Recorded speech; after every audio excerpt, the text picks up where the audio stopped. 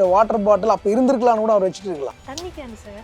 அதுதான் சொல்கிறேன். எந்த அக்கோப்பனா மாதிரியா அந்த நம்ம தண்ணி கேன் 30 லிட்டர் கேன் இருக்கும் இல்லையா? என் படத்தில் நீங்கள் அந்த மாதிரி ஒரு இது கூட பார்க்க முடியாது. ஃபர்ஸ்ட்லாம் அந்த சரௌண்டிங்கில் எதுவும் இருக்கக்கூடாது. நாங்கள் போகிறோம்னா முதல்ல பீரியட் படம் போகும்போது பேப்பர் கப்பை தான் முதல்ல நோட் பண்ணுவோம். நான் அங்கே ப்ரொடக்ஷனில் போயிட்டு அவங்க எல்லாரும் டீ குடிச்சு தூக்கி போட்டு போயின்னு இருப்போம். பேப்பர் கப்பை பொறுக்கிறதுக்கே ஒரு 10 பேர் வச்சிருப்பாங்க. தாராவிய செட் இல்லை காலாவில். அதுதான் சார் 700 பேர் ஆர்ட் ஒர்க்குக்காகவே ஒர்க் பண்ணுவாங்க. ஆமாங்க, 1000 பேர் கூட வேலை செஞ்சான். அது படமே வந்து 90% செட்டில் தான் பண்ணுவோம். கிட்டத்தட்ட அது 20 கோடி ரூபா பட்ஜெட். கம்ப்ளீட் செட்டில் பண்ண படம் வந்து நீங்கள் பார்த்தீங்கன்னா செட்டு மாதிரி தெரியாது உங்களுக்கு. ரஞ்சித் நானும் கிளாஸ்மேட். டைரக்டர் ரஞ்சித் நானும். ரஞ்சித் வந்துட்டு படம் பண்ணும்போது அப்புறம் நான் படம் பண்ணுறேன், நீங்கள் வாங்க ஆர்ட் டைரக்ஷன் பண்ணலான்னு நான் வேலையை ரிசைன் பண்ணிட்டு வந்து ஆர்ட் டைரக்ஷன் பண்ணேன். கர்னலில் வந்துட்டு அந்த பாட்டில் வந்துட்டு தனுஷை வந்துட்டு ரிவீல் பண்ணது கண்டா வர சொல்லு, அது நான் தான் அது வரையிறது. ஒரு ஆர்டிஸ்ட் தான் ஒரு ஹீரோ வந்துட்டு ரிவீல் பண்றான். ஸ்பாட்ல ஆன் ஸ்பாட்ல வரைஞ்சிட்டு வாங்கியது. தஞ்சாவூர் பெரிய கோயிலுக்கு உள்ள கால் எடுத்து வைக்கிறேன்டானா அந்த மொமெண்ட்ல எனக்கு சத்தம் கேட்கும். ராஜராஜ சோழன் அங்க நடந்ததும் இந்த இடத்த அந்த கல்லுல அவன் காலை வச்சிருப்பான்ல, இங்க நம்ம வைக்கிறல, இப்படிதான் நான் யோசிச்சுட்டே போவேன். ஸ்ரீனிவாசா டூர் நடத்தும் ஆன்மீக சுற்றுலா. தொடர்புக்கு 9384854560. எவரெஸ்ட் ஈஸி செஃப் ஆகுங்கள் சில நிமிடங்களிலேயே. சௌபாக்யா ஹோம் அண்ட் கிச்சன் அப்ளையன்சஸ். இப்போ ரீசெண்டா காந்தாரா படம் ரிலீஸ் ஆயிருந்தது. அதுல வந்து ஒரு மிஸ்டேக்கை கண்டுபிடிச்சு எல்லாரும் ரீலா போட்டு தள்ளியிருந்தாங்க. ஒரு வாட்டர் கேன் இருந்தது செட்ல. அந்த ஒரு ரீல் வந்து எல்லாரும் ஷேர் பண்ணி இவ்வளோ பெரிய படத்துல ஒரு சின்ன மிஸ்டேக் தான், பட் இட் ஹேப்பன் அப்படின்ற மாதிரிலாம் சொல்லியிருந்தாங்க. இது அந்த ஃப்ரேம்ல தெரிஞ்சிடக்கூடாது அப்படின்றதுக்கான மெனக்கெடல் என்ன மாதிரி இருந்தது சார்? அதாவது இப்படி நீங்க சொன்னீங்கல்ல, இப்போ இதுதான் வந்து எங்களோட வேலையை. ஒரு நார்மல் இப்போ கரண்ட்ல இருக்கிற மூவிக்கும் ஒரு வரலாற்று சம்பவத்தை சொல்லக்கூடிய ஒரு வரலாற்று பின்னணியில் காலகட்டத்தை சொல்லக்கூடிய படத்துக்குமான வேறுபாடு இருக்குல்ல. இப்போ சொன்னீங்க பாருங்க, இந்த அறிவு வேணும், இந்த நாலேஜ் இருக்குன்னு ஒரு ஆர்ட் டைரக்டர். இப்போ அந்த ஆர்ட் டைரக்டர் வந்து இந்த இந்த இந்த இந்த வாட்டர் பாட்டில் அப்போ இருந்திருக்கலாம்னு கூட அவர் வச்சுட்டு இருக்கலாம். தண்ணி கேன் சார். அதுதான் சொல்றேன். எந்த அக்கோப்பனா மாதிரியா? அந்த நம்ம தண்ணி கேன் 30 லிட்டர் கேன் இருக்கும் இல்லையா? வாட்டர் கேன் அந்த ஒரு அதுதான் அது சம்திங் அவருக்கு அது நாலேஜ் கூட இருந்திருக்காம இருக்கலாம். இதுதான் ஒரு ஆர்ட் டைரக்டருக்கு வேணும். மிஸ் பண்ணிட்டாங்க. அதை மிஸ் பண்றது மீன்ஸ் கிடையாது, அதை எடுக்கிறதுக்கு மிஸ் பண்றத தெரியாம கூட வச்சிருக்கலாமோ. அது நான் படம் பார்க்கல, தெரியல. அதெல்லாம் தான் கொஞ்சம் நம்ம கரெக்டா பார்க்க வேண்டிய விஷயம். அதுதான். அதை தாண்டி ஒரு பொருள், அதாவது என்னன்னா, இப்போ நீங்க இந்த இந்த காஸ்டியூம் போட்டிருக்கீங்கன்னா இந்த காஸ்டியூம் வந்துட்டு அப்போ வந்துட்டு இந்த கலர் இருந்திருக்கும், இந்த கலர்ல இருக்கிற இந்த பேட்டர்ன் இருந்திருக்குமான்னு நம்ம பார்க்கணும். அது வரலும் பார்க்கணும். ஆக்சுவலா இந்த பேட்டர்ன் நீங்க இருக்கிறதுல அந்த டிசைன், அந்த மோட்டிவ் அதுல அது இருந்திருக்குமா? அப்போ எப்படி அது இருந்திருக்கும்? வாய்ப்பு கிடையாது. அப்போ மேக்சிமம் வந்துட்டு கையில நிறைய வந்து ஹேண்ட் ஒர்க் தான் நிறைய. அந்த மாதிரி நீங்க போட்டுக்கிற கம்மல், இந்த கம்பல் வந்துட்டு அப்போ அது மாதிரி இருந்திருக்குமா? இது வரலுமே நம்ம பார்ப்போம். ஆக்சுவலா அதெல்லாம் பார்த்து நான் என் படத்தை பொறுத்த வரைக்கும் நம்ம ஏன் இவ்வளோ இது பண்ணா, நான் வந்து ரொம்ப பீரியடிக்கலாக ரொம்ப பார்ப்பேன். நான் வரலாற்று ஆய்வு பண்ணக்கூடிய இடத்துல நான் எனக்கு ரொம்ப ஆர்வமான ஆள். ஆக்சுவலா எனக்கு சமகாலத்தில் இருக்கிறத விட நான் எப்பயுமே ஒரு பேக்ல தான் இருந்துட்டு இருப்பேன். கதை ஒரு பீரியட் மூட்ல தான் இருப்பேன். பொதுவாகவே எனக்கு அந்த இப்போ நிகழ்காலத்தை விட கடந்த காலம் ரொம்ப பிடிக்கும். உதாரணத்துக்கு என்னுடைய பாட்டி, எங்கள் அப்பா, எங்கள் தாத்தாவோட தாத்தாக்கள், என்னுடைய வரலாறு என்னவா இருக்கும். இப்போ நான் ஒரு இடத்த போனேன்னா ஒரு கோவிலுக்குள்ள என்ட்ரி ஆகிறேன்னா அந்த கோவில் இருக்கிற சமகால மூடுக்கு போக மாட்டேன். ஒரு கோவில் இப்போ நான் வந்து தஞ்சாவூர் பெரிய கோயிலுக்கு உள்ள கால் எடுத்து வைக்கிறேன்டானா அந்த மொமெண்ட்ல எனக்கு சத்தம் கேட்கும். ராஜராஜ சோழன் அங்கே நடந்ததும், அங்கே என்ன நடந்திருக்கும், அங்கே ஒரு பரதநாட்டியம் நடந்திருக்கும், அங்கே பெரிய தர்பார் நடந்திருக்கும், அவன் பெரிய எத்தனை பேர் இந்த மக்களை கூட்டினா பேசியிருப்பான். இந்த மைண்ட் செட் தான் போவேன் எனக்கு. இப்போ இந்த இடத்த அந்த கல்லில் அவன் காலை வச்சிருப்பான்ல, இங்கே நம்ம வைக்கிறலாம், இப்படிதான் நான் யோசிச்சுட்டே போவேன். இப்போ நான் என்னுடைய காலேஜ் ஆய்வுமே அதுதான். நான் கல்லூரியில் ஓவியக் கல்லூரி, இப்போ arts and college of fine arts ஓவியக் கல்லூரி படித்தேன். என்னோட வாத்தியார் வந்துட்டு எனக்கு அந்த மாதிரி வாத்தியார், அவர் வந்து சந்துருன்னு சொல்லிட்டு, அவர் ஃபுல்லாக ட்ரெடிஷ்னல் டிராயிங், இது மாதிரி கோவில் சிற்பங்கள் சார்ந்து பீரியடிக்கலாக வந்துட்டு கோவிலுடைய எப்படி அகமம் சார்ந்து, இது கோவில் ஸ்ட்ரக்சர் எப்படி உருவாயிருக்கும், இதை ஒட்டியே வந்துட்டு சமகாலத்தில் இந்த மக்களுடைய வாழ்வில் இதை பற்றி நிறைய பேசிட்டே இருப்பார். அப்போ எனக்கு ஆட்டோமேட்டிக்காக வந்துட்டு அதுக்குள்ள இன்ட்ரெஸ்ட். ஆமாம், நான் இந்தியாவில் இருக்கிற ஒட்டுமொத்தமான மேக்சிமம் ஒரு புராதனமான கோவில் எல்லாத்தையும் லைவாகவே ஸ்பாட்டில் ஸ்கெட்ச் பண்ணியிருக்கேன், உட்காந்து வரைஞ்சிருக்கேன். அந்த அளவுக்கு எனக்கு ரொம்ப வரலாற்றின் மீது எனக்கு ரொம்ப ஆர்வம் உண்டு. அதை ஒட்டி எனக்கு சின்னதாக, அதாவது ஒரு பொருள் கூட அந்த மாதிரி இல்லாமல் உள்ள அலோவ் பண்ணவே மாட்டேன். இது பீரியடாக இருந்தால் மட்டும்தான் அலோவ் பண்ணுவேன். நிறைய படத்தில் அதுதான் நிறைய போச்சு. பீரியட் அண்ட் கிராஸ் செக் பண்ணுறது தான் என்னோட வேலையாக இருக்கும். ஒன்று காட்டினாங்கன்னா அது டிசைனாக இருக்குதா இல்லையா தாண்டி அது அந்த பீரியட்ல இருந்தான்னு செக் பண்ணுறது என்னோட முதல் வேலையாக இருக்கும். கண்டிப்பா சார். அது வந்து நான் என் படத்தில் நீங்கள் அந்த மாதிரி ஒரு இதை கூட பார்க்க முடியாது நான் பண்ண பீரியட் படத்தில். அதை நான் வந்து ரொம்ப அது கவனக்குறைவா வைக்கிறதா இருந்தா கூட அதை எப்படி அதை பண்ணவே முடியாது. அந்த நாளே ஃபர்ஸ்ட்ல அந்த சரௌண்டிங்ல எதுவும் இருக்கக்கூடாது. நாங்க போறோம்னா முதல்ல பீரியட் படம் பண்ணும்போது பேப்பர் கப்பை தான் முதல்ல நோட் பண்ணுவோம் நான். ஏன்னா இந்த வாட்டர் பாட்டில் கூட ரேர் தான். அங்க ப்ரொடக்ஷன்ல போயிட்டு அவன் எல்லாரும் டீ குடிச்சு தூக்கி போட்டு போயின்னு இருப்பான். பேப்பர் கப்பை பொறுக்கிறதுக்கே ஒரு 10 பேர் வச்சிருப்பான். கரெக்ட் தான் சார். இது கேஷுவலா நடந்துரும். அந்த சின்ன மிஸ்டேக் அந்த மாதிரி தான். இதெல்லாம் தான் ஒரு படைப்புக்கு வந்துட்டு அது வேற ஒண்ணா காமிக்குது. இப்ப சொல்றீங்களா அதெல்லாம் சின்ன சின்ன விஷயம். இது எனக்கு தெரியல நீங்க சொன்னது.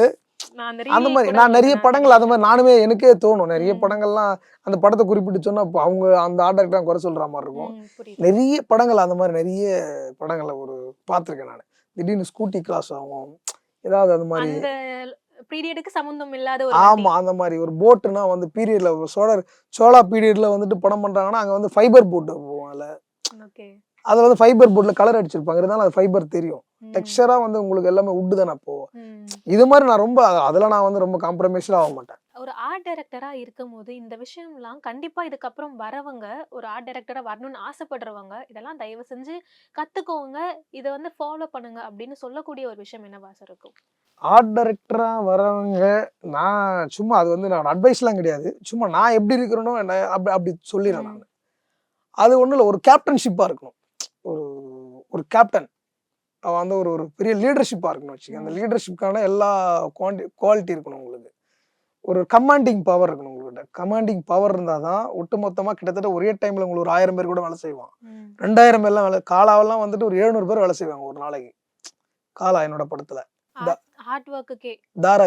தாராவியே செட் இல்ல காலாவில. அதுதான் சார் 700 பேர் ஆர்ட் வொர்க்குக்காகவே வொர்க் பண்ணுவாங்க. ஆமாங்க 1000 பேர் கூட வேலை செஞ்சான். அது படமே வந்து 90% செட்ல தான் பண்ணுவோம். ஓகேவா கிட்டத்தட்ட அது 20 கோடி ரூபாய் பட்ஜெட். இப்ப காலாவுக்கு பட்ஜெட் இந்த படத்துக்கு கேட்டீங்களா சொல்றேன். அந்த டைம்ல இப்போ அதுக்கு எவ்வளவு பேர் ஒர்க் பண்ணுவாங்க. கம்ப்ளீட் செட்ல பண்ண படம் அது. உங்களுக்கு பாத்தீங்கன்னா செட் மாதிரி தெரியாது உங்களுக்கு. கண்டிப்பா செட்ன்றது அது அதுல ஒர்க் பண்ற அத்தனை பேரும். அப்போ உங்ககிட்ட ஒரு லீடர்ஷிப் அந்த ஒரு கமாண்டிங் பவர் இருக்கணும். அந்த அந்த ஆளுமையை நீங்க வளர்த்துக்கணும் முதல்ல. அது ஒண்ணு. அதை தாண்டி நீங்க ஒரு ஆர்ட் டைரக்டரா இருக்கணும்னா பேசிக்கா நீங்க ஒரு ஆர்டிஸ்டா இருக்கணும்.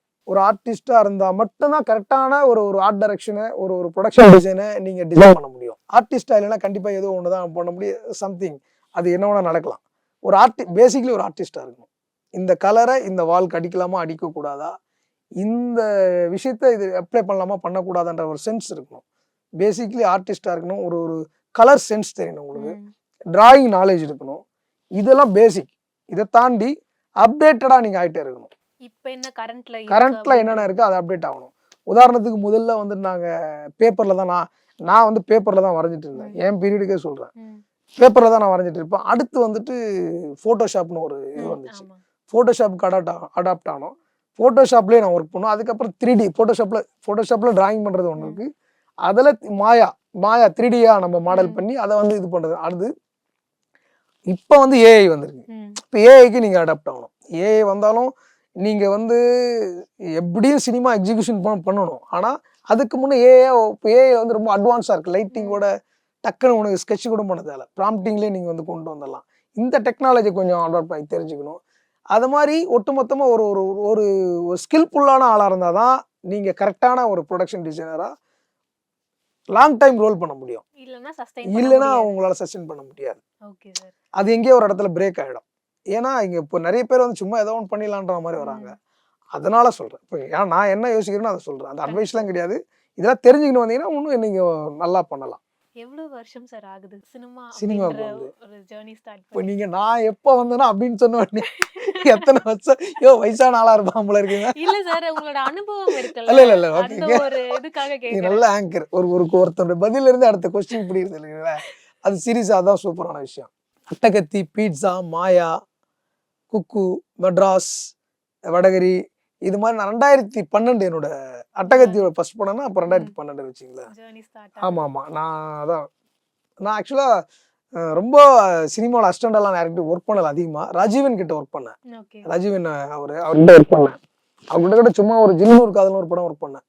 அதுக்கப்புறம் வந்துட்டு நான் சினிமா பிடிக்கலன்னு திரும்ப அனிமேஷனுக்கு போயிட்டேன். ஓகே.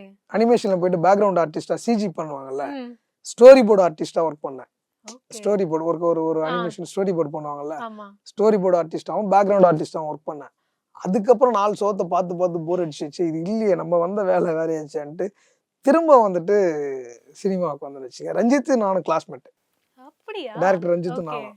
ரஞ்சித் வந்துட்டு படம் பண்ணும்போது அப்புறம் நான் பிரதர் நான் படம் பண்றேன், நீங்க வாங்க ஆர்ட் டைரக்ஷன் பண்ணலான்னு நான் வேலையை ரிசைன் பண்ணிட்டு வந்து ஆர்ட் டைரக்ஷன் பண்ணேன். ஓகே. அப்படிதான் நான் வந்து ரஞ்சித் சார் கூட இப்பயும் வந்து கான்டாக்ட்ல இருக்கீங்களா? ரஞ்சித்தோட 5 படங்கள் நான் தான் ஆர்ட் டைரக்டர். ம். அட்டகத்தி. இப்ப ரீசெண்டா கேக்குறேன் சார். இப்போ நான் பேசுறேன், ஆனா நான் வேற வேற படங்கள் பண்றதுனால அவரோட படம் என்னால பண்ண முடியல. ஆனா நல்ல நட்புல இருக்கிறோம். அவர் என்னோட பிரதர் மாதிரி. அவருடைய எல்லா விஷயங்களுக்கும் நான் வந்துட்டு போய் பார்த்து பர்சனலா அவங்களுடைய எல்லா இதுவும் நான் படங்கள் மட்டும் நான் வெளியில வேற படங்கள் பண்றதுனால அவரோட சேர்ந்து நம்மளால பண்ண முடியல. ஓகே. அதனால அப்படியே போயிட்டு 2 பேரும் சார்பட்டா வரலும் நான் பண்ணேன். அத மறுபடியும் வந்து ஒரு ஹார்ட் ஃபார்ம் எங்களுக்கு கொடுங்க சார் 2 பேரும் கண்டிப்பா சேர்ந்து அப்படின்னு. கண்டிப்பா. நீங்க அதாவது சொல்ற படங்கள்லாம் வந்து இப்ப யோசிச்சு பார்த்தா ஒரு ஆர்ட் டைரக்டர் அந்த பெர்ஸ்பெக்டிவ் ஆர்ட் ஒர்க்கா யோசிச்சு பார்த்தா அதுல நிறைய யூனிக்னஸ் இருக்கு அப்படின்னு ஆமா, எனக்கு ஆமா. வந்து அப்படியே மண்டைக்குள்ள ஓடிட்டு இருக்கு அப்படின்ற ஒரு விஷயம் தான். ஆனா ரஞ்சித் சார் மாதிரி ஒரு டைரக்டர் கூட இந்த மாதிரி ஒரு கண்டிப்பா crew கண்டிப்பா. எல்லாம் சேரும்போது எனக்கு ரொம்ப ஆசை தான் அவரோட ஒர்க் பண்றதுக்கு. அது ஒரு டைரக்டரோட பாயிண்ட் ஆஃப் வியூல ம், அவங்களுக்கு சில விஷயம் இப்போ அதாவது இது ஆர்ட் டைரக்ஷன் பொறுத்தளவுக்கு இப்போ ஒன்னா இது நிறைய வந்துட்டு டக்குன்னு பிரேக் ஆகிற விஷயம்லாம் நிறைய இருக்கும். டக்கு டக்குன்னு கிராக் ஆகும். நான் அதான் கேட்க நினைச்சேன் சார். ஏன்னா நீங்க ஒரு ஃப்ரேம் வைஸ் நீங்களே சொல்றீங்க இதை நான் பண்ணிருக்கேன் எனக்கு கேமரா ஃப்ரேம் வைங்க அப்படின்னு சொல்லும் ஆமா. போது கேமராமேன் வந்து ஒரு ஆங்கிள் யோசிச்சிருப்பாரு. இல்ல நாங்க இப்படிதான் வைக்க போறோம் அப்படின்ற சின்ன சின்ன குட்டி குட்டி சண்டைகள்லாம் வந்திருக்கும் இல்லையா? இந்த படத்துல அந்த மாதிரி ஏதாவது நடந்திருக்கா? இல்ல இந்த படத்துல அந்த மாதிரி எதுவும் நடக்கல. இந்த ம். படத்துல அந்த மாதிரிலாம் எனக்கு நடந்தது இல்ல. ம். ஏன்னா நான் வந்து அவங்களுக்கு பிடிக்கும்னு தெரிஞ்சுதான் பண்ணுவேன். ஓகே. இல்லைன்னா பண்ண மாட்டேன். எனக்கு அதாவது நம்ம ஒரு காமன் ஆடியன்ஸோட பாயிண்ட் ஆஃப் வியூல தான் நான் ஒர்க் பண்ணணும்னு வச்சுங்களேன். காலாவில் அந்த மாதிரி ஒரு செக்ஷன் பண்ணியிருந்தேன். ம். யாருக்குமே தெரியாது நான் அந்த ஒர்க் பண்ணிக்கிறேன்றது. அவர் வந்து பார்த்துட்டு ஆக்சுவலாக பட்ஜெட்டில் கூட கிடையாது, ப்ரொடியூசருக்கும் தெரியாது. ஆனால் நான் பெரிய ஒரு ஹியூஜான ஒரு இடம் பண்ணியிருந்தேன். என்னடானா கீழே ஒரு கூவம் போகிற மாதிரி மேலே ஒரு பிரிட்ஜு ஆமா. 2 பக்கமும் வந்தது. நடந்து அந்த அந்த fight- அந்த பொண்ணை ட்ரெஸ்ஸை உருவிடுவாங்க அதான். பாரு. அந்த பொண்ணு அந்த கட்டையில் ஆமா. அடிப்பாங்கல்ல, அந்த அது ஃபைட் சீக்வென்ஸ் நடக்கிறப்ப நடுவுல இது ஒரு விஷயம் ஒரு நடக்கும். ஒரு ஒரு பிரிட்ஜ். ஆ. அந்த அந்த அந்த போர்ஷனே வந்துட்டு ரஞ்சித்துக்கே தெரியாது நான் அப்படி ஒரு செட்டு பண்ணியிருக்கிறேன்னு. அப்புறம் அவர் பார்த்துட்டு வந்து பிரதர் சூப்பரா இருக்கு, நான் இங்க ஒரு சீன் பிளான் பண்ணிடுறேன்ட்டு அவர் பிளான் பண்ணாரு. அப்புறம் ஓகே. இது மாதிரி எனக்கு ஒரு கேன்வாஸ் கிடைச்சா நான் வந்துட்டு அதை வந்து பண்ணிட்டே இந்த மாதிரி இருப்பேன். எவ்வளவு வச்சிருக்கீங்கன்னு தெரியல சார். காந்தால அந்த ஒரு விஷயம், இந்த காலா படத்துல இப்படி ஒரு விஷயம், அந்த நீங்க ஒரு ஃப்ரேமிங்லயே வந்து டைரக்டர் இங்க ஒண்ணு பண்ணிடணும் அப்படின்ற ஒரு விஷயம். ஆமா, நான் அதாவது அவங்களுக்கு ஒண்ணு இல்ல, டைரக்டருக்குலாம் நீங்க கொடுத்தா அவங்க ஒர்க் பண்ணிட்டே இருப்பாங்க. போதாமை தான் அங்க நிறைய இருக்கு. நிறைய பேர் என்னன்னா அது வந்து ரொம்ப ஏதாவது லிமிட்டடா லிமிட்டடா அப்படி கிடையாது. நீங்க நல்லா ஒர்க் பண்ணி கொடுத்தீங்கன்னா டைரக்டர்ஸ் எல்லாம் வந்து பூந்து விளையாடுவாங்க. அந்த மாதிரி கர்ணன்ல அந்த மாதிரி அந்த ஸ்ட்ரீட் இருக்குல்ல, கர்ணன் வந்து ஃபுல்லா அந்த வில்லேஜ் செட்டு தான். வந்து அதை பண்ணும்பொழுது மாறி வந்துட்டு ரொம்ப இன்ட்ரெஸ்டிங்கா அதை வந்துட்டு நான் அதே மாதிரி நிறைய இடம் பண்ணியிருந்தோம். அதை பண்ணாப்புல தம்பி.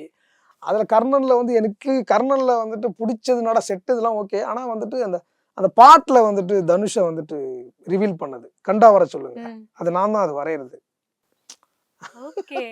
அந்த நெருப்புல வரைவாங்கல்ல, அது வரைகிறதே நான் தான். அப்படி ஒரு ஆர்ட் டைரக்டர் ஒரு வாய்ப்பு, அதாவது நான் ஒரு ஆர்ட் டைரக்டர் ஒரு ஆர்டிஸ்டாவும் என்ன வந்துட்டு ஒரு ஆர்டிஸ்ட் தான் ஒரு ஹீரோ வந்துட்டு ரிவீல் பண்றான் அந்த அந்த பாட்டு படத்துக்கு. வந்து எந்த அளவுக்கு ஒரு இது இப்பதான் எங்களுக்கு தெரியும். ஸ்பாட்ல ஆன் தி ஸ்பாட்ல வரைஞ்ச டிராயிங் இது.